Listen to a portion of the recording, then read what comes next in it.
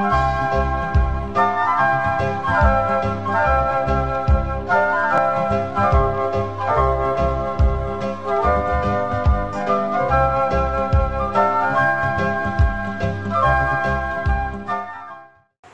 jumpa lagi dengan saya di Klavos Sukacita. Saat ini saya akan membagi bagian kebenaran firman Tuhan bagi kita semua. Namun sebelumnya mari kita berdoa. Kami terus membuka hati kami siap diisi lewat kebenaran firman-Mu. Biarlah setiap kami yang rindu untuk mendengarkan firman-Mu, kami akan mengalami kelimpahan firman dalam hidup kami. Roh Kudus tolong kami semua, baik hamba yang berkata-kata, bahkan kami yang memiliki kerinduan untuk mendengarkan firman.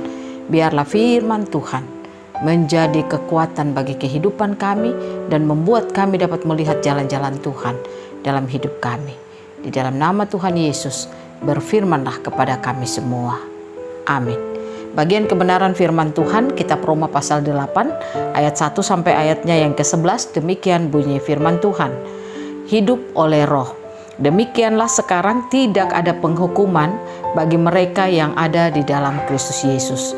Roh yang memberi hidup telah memerdekakan kamu dalam Kristus dari hukum dosa dan hukum maut.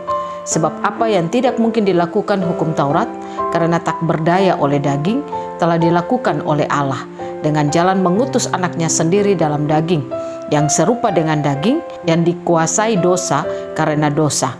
Ia telah menjatuhkan hukuman atas dosa di dalam daging, supaya tuntutan hukum Taurat digenapi di dalam kita yang tidak hidup menurut daging tetapi menurut roh. Sebab mereka yang hidup menurut daging memikirkan hal-hal yang dari daging, mereka yang hidup menurut roh memikirkan hal-hal yang dari roh.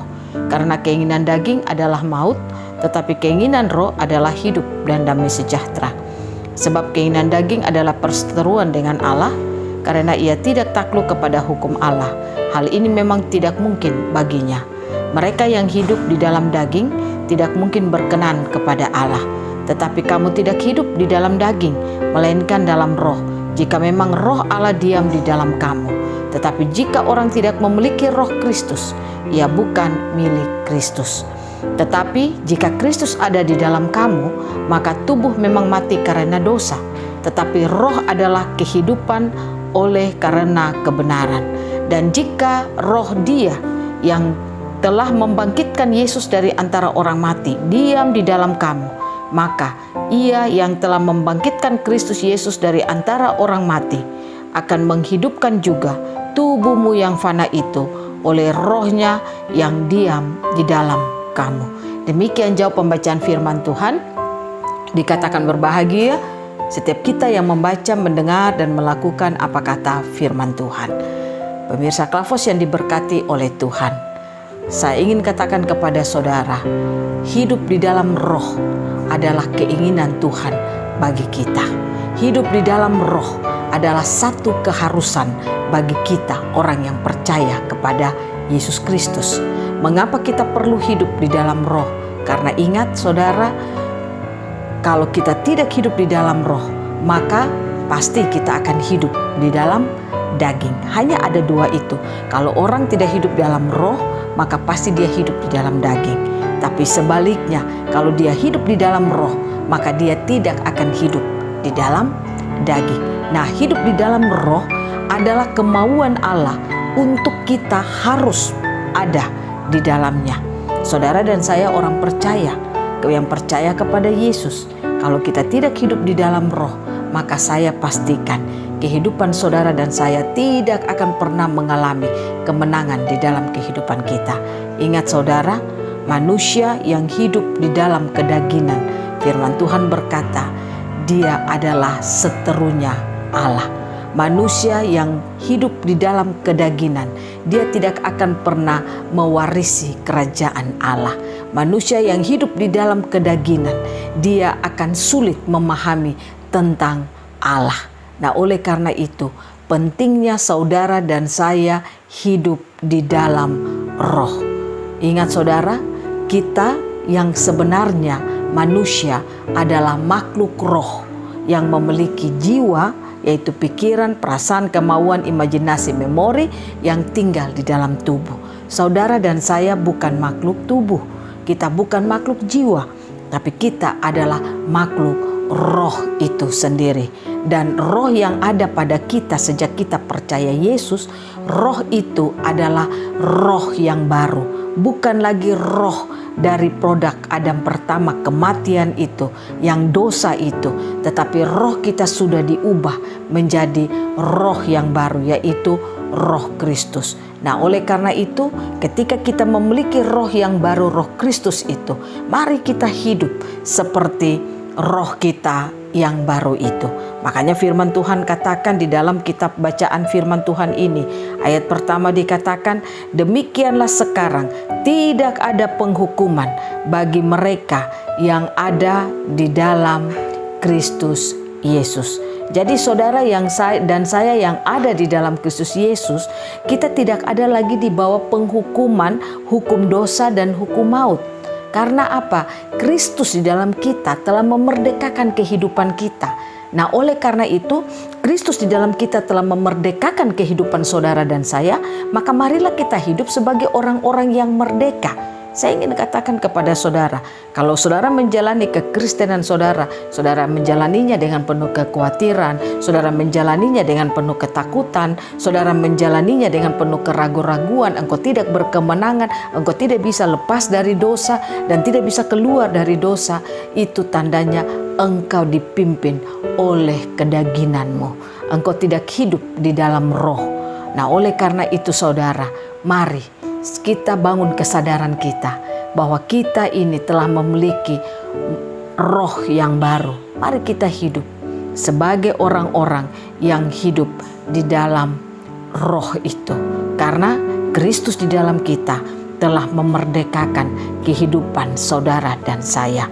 Nah, oleh karena itu saudara, alasannya bagi kita mengapa sampai kita perlu hidup di dalam roh.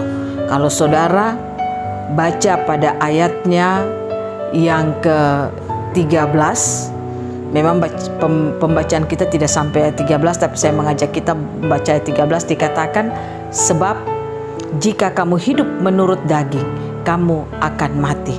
Tapi jika oleh roh kamu mematikan perbuatan-perbuatan tubuhmu, kamu akan hidup. Jadi yang ketiga mau dikatakan, ayatnya yang ke-13 ini mau mengatakan kepada saudara dan saya, kalau kita hidup di dalam roh itu sendiri, maka kita akan diberikan kemampuan, atau ketika kita hidup di dalam roh, kita dapat mematikan keinginan-keinginan daging kita.